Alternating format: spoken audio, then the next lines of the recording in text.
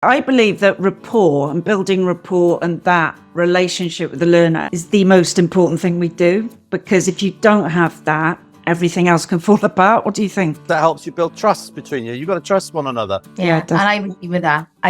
With that. I think it's creating those psychologically safe environments for your learner where you start to build rapport and that trust. And if you don't have those basic foundations there, it's really difficult to grow that relationship and nurture that relationship. No matter how smart we all are, there can sometimes be a question in our minds, and I'm guilty of it myself sometimes, of am I good enough for this? Therefore, they don't do it because they think, I might look silly or I might not be good enough for this. And there's a kind of a human reluctance. And I think people you've got to help them get over that.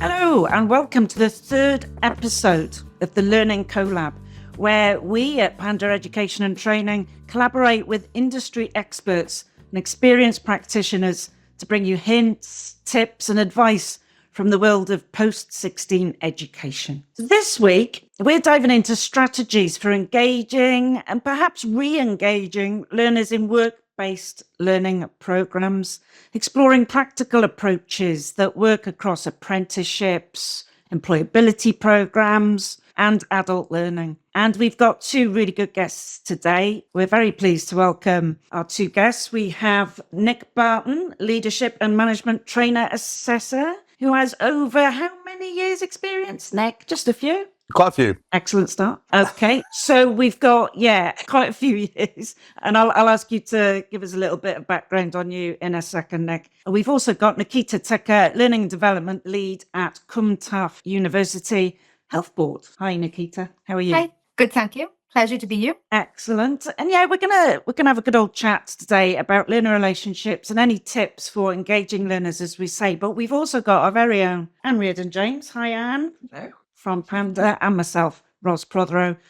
And we're going to have a good old discussion about how we can re-engage learners that have perhaps lost motivation. So let's start with you, Nick. Can you give us a little bit of a background on your experience, please? Certainly, yes. As you already mentioned, I'm a tutor and assessor in leadership management qualifications, so mainly ILM at various different levels. I work as a freelance. I work for quite a few different colleges and companies. And the relevance to this is I've been engaged specifically by certain training providers to go and deal with disengaged learners.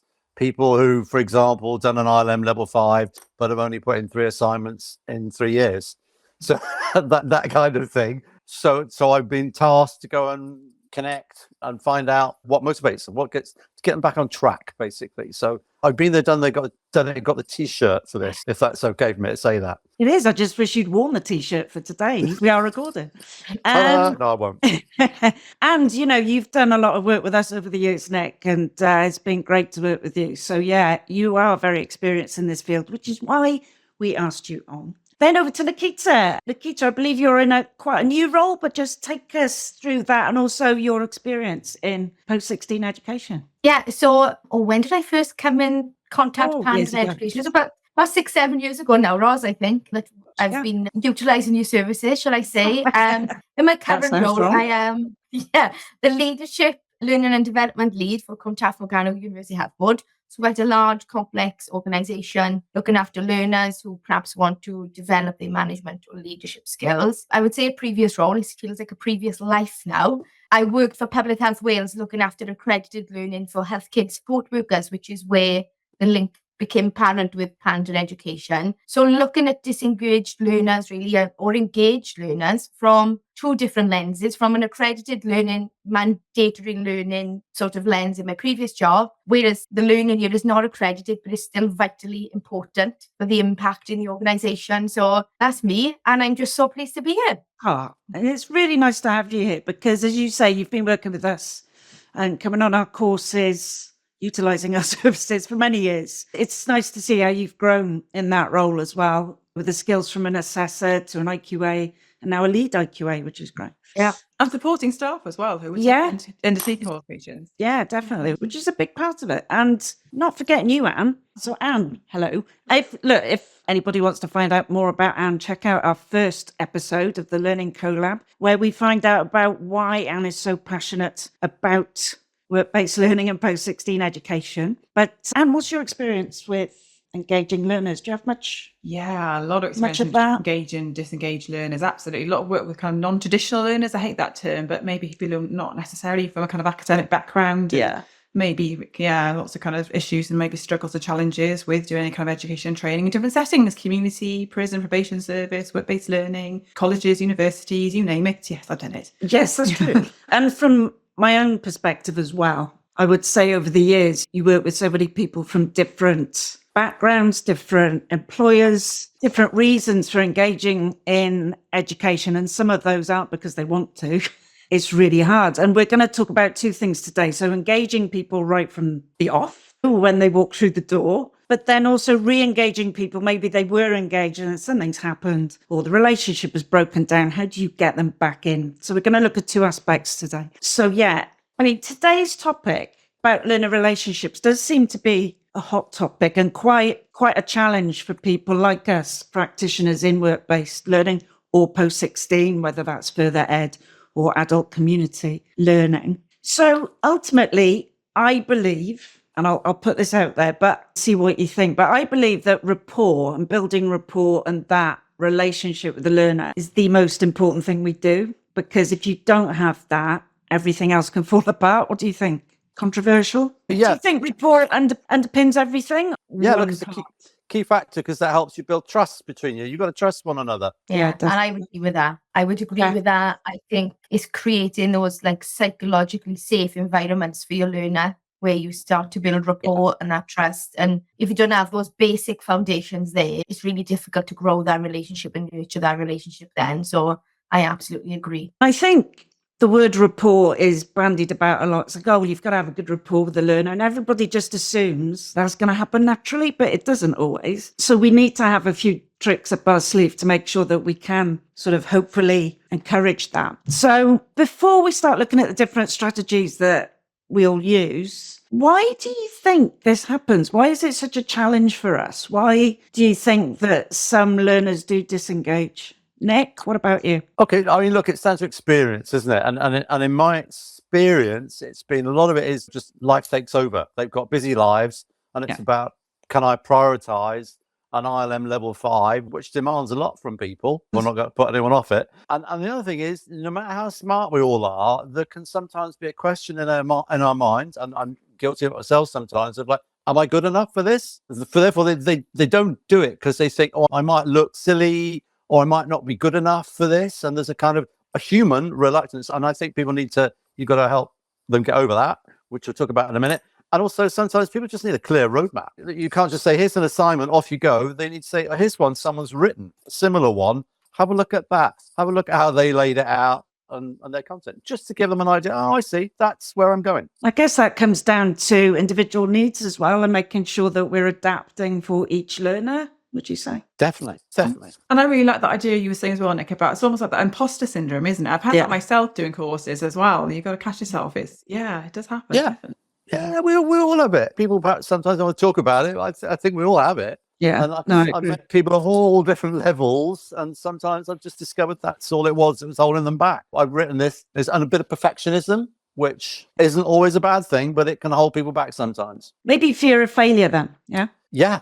Or look, fear of ridicule is one of our biggest fears, all of us, isn't it? Yeah, definitely. Going over to you, Nikita, what sort of reasons are there in your sector? Because you're very much in healthcare, health and social. I mean, what reasons do your learners disengage? Are they much different to what Nick was saying? I think it's tricky because quite often their learning is mandated. So they've been told you have to do X, Y, and Z learning for whatever reason that is. And quite often the challenge we come up against is these learners are really clinically competent. They can do their job with their eyes closed almost, and they provide the most outstanding patient care. And then we're asking them to go away and write an assignment on health and safety, infection prevention and control. So there's almost that challenge there of, are you judging my competence to do my role, and why do I need to do this? Also, I think we rely on tried and tested methods. We don't innovate very much. We don't make learning attractive. So that's a big challenge. And to keep people engaged when they see lots of things in social media about how learning is developing, and then we ask them, write a 5,000 word assignment. So that's not attractive to them. But I think the biggest reason I find for disengagement is they're under so much pressure to provide excellent care, and that's ultimately what they want to do. So to take 7.5 hours out of their day to attend a learning and development program, they feel that as that 7.5 hours they're not doing their job. Yeah. So we almost need to rewrite our narrative around learning and development and pitch that as, think about the benefit that comes at the end for the patients or the participants or your service users. It's about reframing their thoughts around learning and development. It is around developing yourself. It's for your gain, but ultimately it's for the end game. So it's really hard to do that. And that's really interesting, because usually for us, it's about them. It's about our learners. It's all about them. What's in it for them? But for your learners, you can put it as, well, it's not about you. It's about them. It's about your patients, service users. What's the effect for them? Because if you can learn this, they're going to get a better experience. And I think that's a really interesting carrot and a stick to use. It's a good picture, isn't it, about the organisation and the quality of the service and the experience people are going to have. Yeah. So I hadn't really thought about that, because usually it sort of ends with our learners. But for you, there's that extra step, isn't it? So that's interesting. Thank you. So look, there's lots and lots of reasons for learners disengaging. I mean, I always say to people, I spend my life going into rooms, even virtual rooms now, where people really don't want to be there because they've been made to be there. Whether it's, well, if you don't go on this course, you're not going to get a pay rise, or if you don't go on this course, you're not going to get this qualification, which means you can't do your job. So again, similar, they're being mandated and sort of marched in by their manager, arm behind the back. And they're sort of like, oh, and you can just see it, And it's like, right, okay, well, you're already dreading this. How can I make it better? It's tricky. It's quite a job, isn't it, to go into that environment and try and sort of turn them around. But turn them around, we must. Okay, so the first thing I want to think about today is and we've touched on it, is initial engagement strategies. So I think we mentioned earlier, is as soon as you sort of say hello to them, we can start making a difference. So Nick, let's start with you. What's important about that initial meeting with that learner? Okay. We're talking about sort of connecting and creating rapport with them. Yeah. The very first time you meet them, what should we be thinking about? I'm following your thread here, really, because that kind of putting people at ease. You've got to be sincere. We can all tell when someone's kind of got their tutor hat on. Oh, you must have this done by Friday.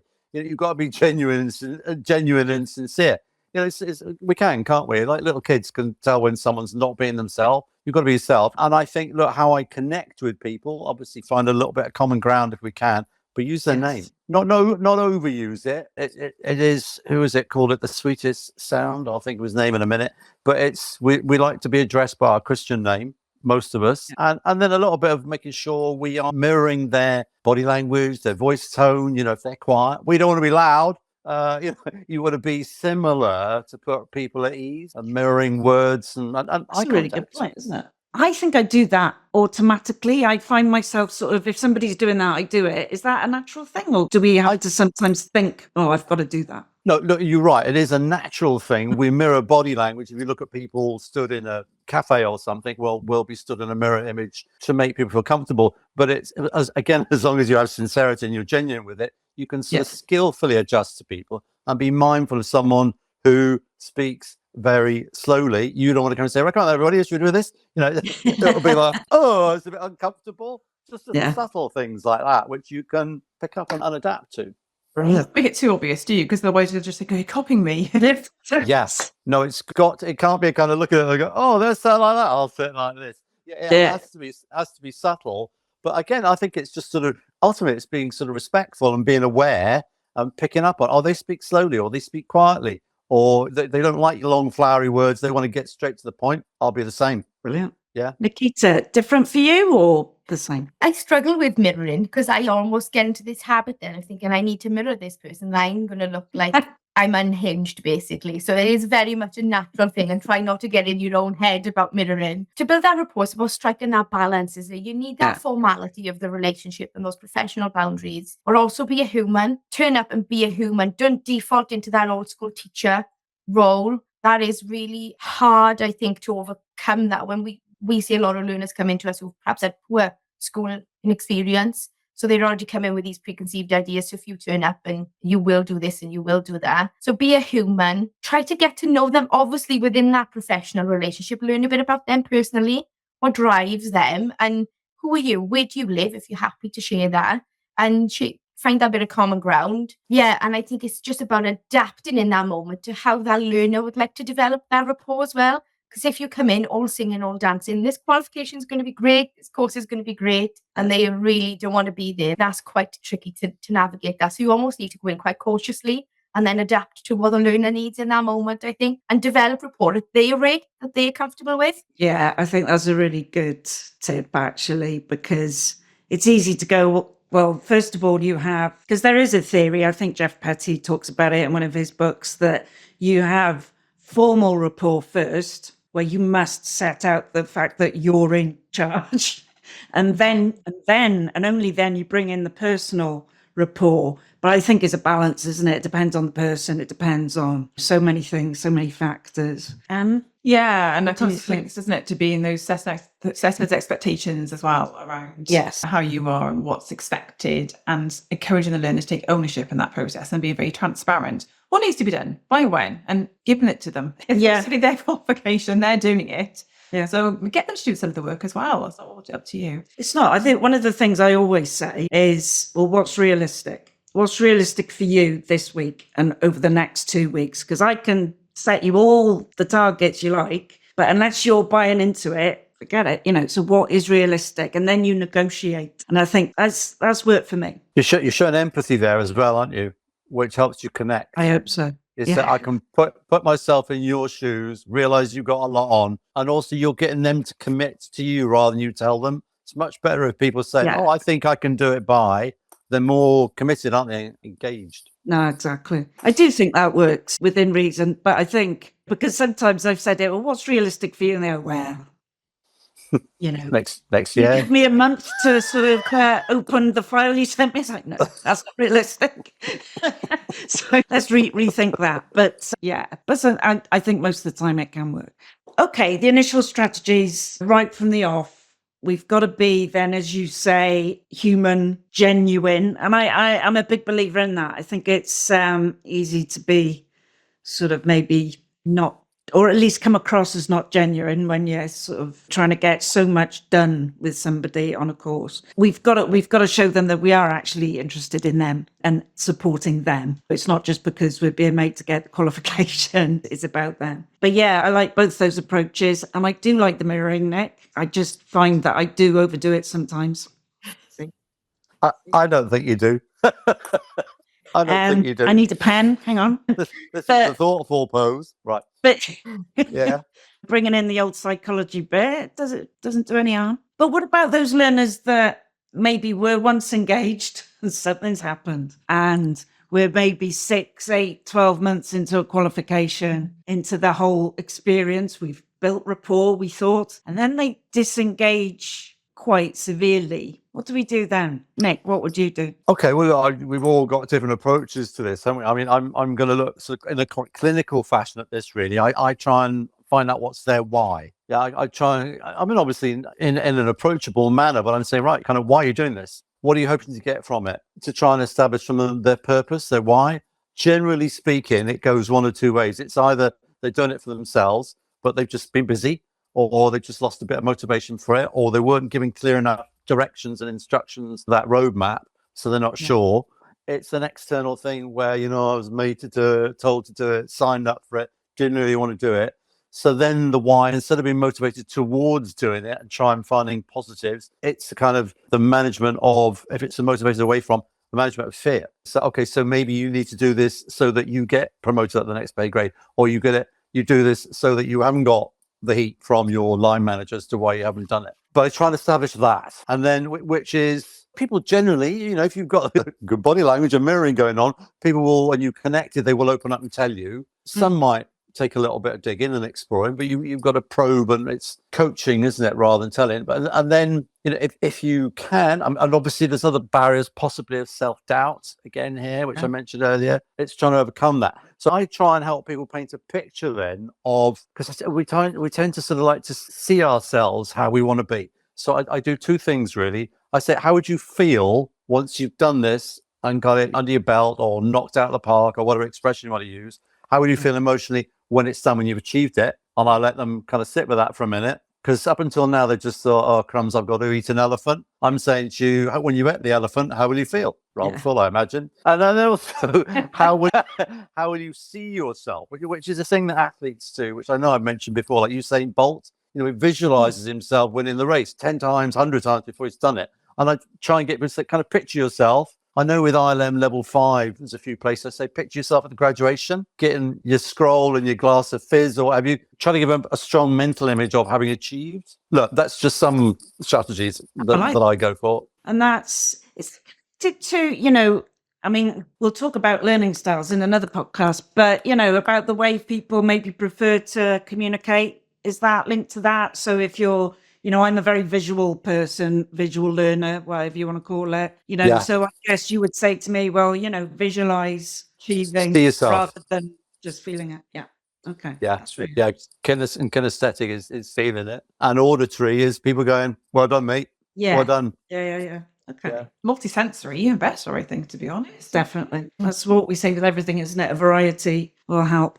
Nikita, let's come to you next. I mean, do you have any learners that have maybe been properly end of the road, disengaged, and you just don't know what to do? What do you do with those learners? It's hard, isn't it? Because when something has been mandated by your employer, you've got the threat then of potential capability issues and not fulfilling the whole of your role. So that is always looming over the conversation. I would rather not get to that point, and I would try my hardest not to get to that point. I think it's important to probably reframe the conversation. Then let's think of the other learning that is going on here. Let's think about the qualification and the learning needs to happen in the background, but you're also learning other skills like time management. You're learning that critical analysis skills of what you're reading. Is it original? Is it authentic? And especially for people who would like to go on to further learning again, that's really important. Problem solving, how are we going to navigate past this sticky point for us? This is problem solving skills you're learning here. But I think if the time is right as well, to try and inspire a learner, perhaps share your journey of where you've been stuck and you've really struggled to get over a hurdle. And I shared that just recently with a learner. When I changed this job, I was halfway through doing my level 4 leading IQA. And I had a really open and honest conversation with Rachel. And I said, Rachel, from Panda, this is just not working for me right now. Put a pause on this and we'll pick it back up at another time. If you're able to do that, that's great. But I do like to lead with that question. If they're really checked out and they struggling to see the wood from the trees, would you like a suggestion? Would you like my advice? Would you like my guidance? And then that gives them that bit of agency then in that moment to have some decision-making power. Because they've been told they have to do this qualification or this piece of learning. Let's give you that bit of power back in your hands to decide how we move forward. And quite often that changes the course of things, I find. Well, that's really interesting because I'm a big believer. Has anybody heard of Daniel Pink and his take on motivation? Dan Pink came out with a really good book a few years ago called Drive. And it's all about the intrinsic drivers that we have to do stuff. And especially learning. And autonomy is one of those. So giving the learner that autonomy back, where it's like, well, what do you want to do next? What do you think you could sort of knock off the list, which bit? Maybe giving them a choice in how they do something, when they do something. It's like, well, should we take a break and then come back to it? What do you think? Because autonomy, and actually Dan Pink comes up with these 3 drivers. So autonomy, giving the learner more say in what they're doing and how they're doing it. Mastery, so getting really good at something that matters to them. So that's the trick, I think, is trying to find the aspect, like you said, well, look, there's transferable skills here. You're getting better at this and this, but it's feedback. So at the mastery stage, giving our learners regular and specific feedback.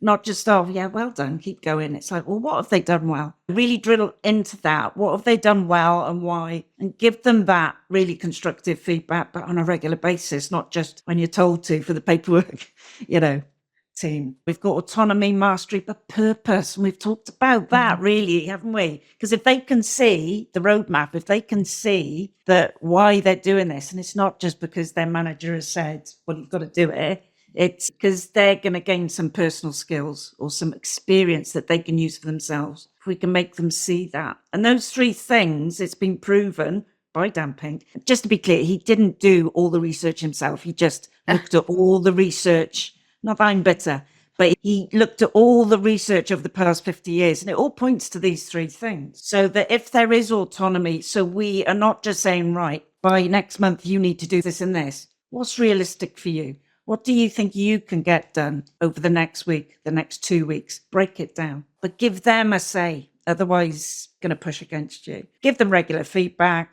to show them how they're getting towards their goal. I think the big picture is really important in motivation, and then getting them to drill down and see what's in it for them. We're like salesmen. I always say we're like the Del Boy, of post-16 education. We've got to sell to them what's in it for you, not for me. What's in it for you? What can we get you to get out of this experience? And sometimes it might not be directly related to them. Maybe their work, it could be their outside jobs. It could be helping their children with their homework. It could be their daily life. So, I always feel like with learning and education, nothing's wasted. There's always something you can get from any situation or any learning that you do that is applicable to whatever kind of day you've got or different roles that you have. Anne, do you have any more strategies? Any last tips or words of advice for engaging learners? I thought what everyone's saying is absolutely spot on about finding your why and that purpose. And yeah, like you said, kind of celebrating those small wins, really. Even if you can find some little bit, just that percentage progress, shift that up a little bit, just a bit of a, yes, we can do this. Yeah. Just a quick win sometimes, just to change that mindset from like, oh gosh, I'm stuck behind with this. I'm really, really behind. Just to kind of shift it forward a little bit can really, really help. And like you're saying, break your work down to smaller chunks and keep in regular contact as well. So maybe you need to meet more regularly. Yeah. Because we are sort of mandated to do a monthly review. Sometimes that's not good enough for a learner. So we have to sort of give them a WhatsApp, give them a call and say, how are you doing? And sort of check in a little bit more regularly. So look, let's finish with our guests, Nick and Nikita. What lasting sort of, if you had one piece of advice to give, we've covered quite a lot today, but if you had one lasting piece of advice to give tutors, trainers and assessors on how to engage or re-engage learners, what's the most important thing, do you think, Nick? Okay. I mean, look, picking up on what you said about Dan Pink and mastery, autonomy and purpose, I think people like to be challenged. As long as we're careful how we do it, we like to be challenged. I mean, you've got to get to know them to gauge by how much. Yeah. Because there's then a sense of accomplishment next time they see you. Yeah, man, I've done that. Yeah. And also I was only allowed one of them. I'm going for a second one because I'm naughty. Instilling self-belief in people when they're kind of like, oh, I'm not good enough. Can I do this? What I've written isn't as good as I'd like. It's reminding them, well, what other qualifications have you done? How did you feel when you started that? And now you've got it. Yeah. Like reminder past successes, I guess. Brilliant. That's a good one. Nikita, Okay. what about you? Yeah, I think for me, for the setting that I work in and, healthcare, it's about that contextualization of the learning and whatever program or qualification you're offering, make that really highly relevant. So it's immediately applicable to them. They can see the impact in their daily role and how that's going to align. What the wider impact is going to be felt by, as I said, by service users, patients, whichever term they use. And as a side note, as a learner myself, a healthy supply of tea and biscuits, always a winner. Good advice. Always got my panda tea. Well, wise words from everybody there. Thank you very much. Yeah, I mean, really, thank you both for your contributions today, because we've all been there, got the T-shirt, didn't wear it today, but we have been there and had those conversations with learners to try and get them back in. It doesn't always work, but it's important to say that there will be that one learner that maybe it's not the right time for them, but it's important not to beat ourselves up over that. As long as you do your best and we try all of these strategies and not give up straight away, but believe in them and see if we can support them to get to that end goal. But thank you, everybody. Thank you, Anne, Curious. Yeah, I just wanted to say that I think it's about, maybe trying different things, not being afraid to try different things sometimes if you can. Sometimes the awarded body sets assessments in a certain way, but if you've got some flexibility in that, then change your method, change how you do it, try a bit, experiment a little bit. Completely. That's a very good piece of advice. It's about sort of learner needs, isn't it? And making sure, we do that all the time. We have to change and adapt for our learners' needs. So absolutely, that will get them re-engaged. Hopefully, good luck everybody with that ongoing challenge. So thanks everybody for your input today. Thank and you. look, if anybody does have any sort of scenarios or any advice on this and engaging learners or re-engaging learners, and get in touch on our socials. You can even email us at hello@pandaeducation.co.uk. Shameless plug coming up, Nick, because if you do want to find out more strategies for engaging learners, we are going to have very shortly a short online course by Nick Barton, who's here with us today, on mastering learner relationships, and lots of practical tips in there as well. But get onto our socials to see that coming up over the next couple of months. In our next episode, we are joined by Dr. Esther Barrett, who's an ADHD coach. To discuss ADHD, Esther has recently found out that as an adult, she has ADHD, and she was so interested in that she became a coach. So she's retrained to do that. And we'll be looking at different symptoms, ways to identify and support our learners that may be neurodivergent. So really looking forward to that one. If you like today's podcast, please subscribe or like, or whatever those social things that you do. And we'll see you in the next episode. Thanks, everyone. Thank you. Thanks. Bye. Bye-bye.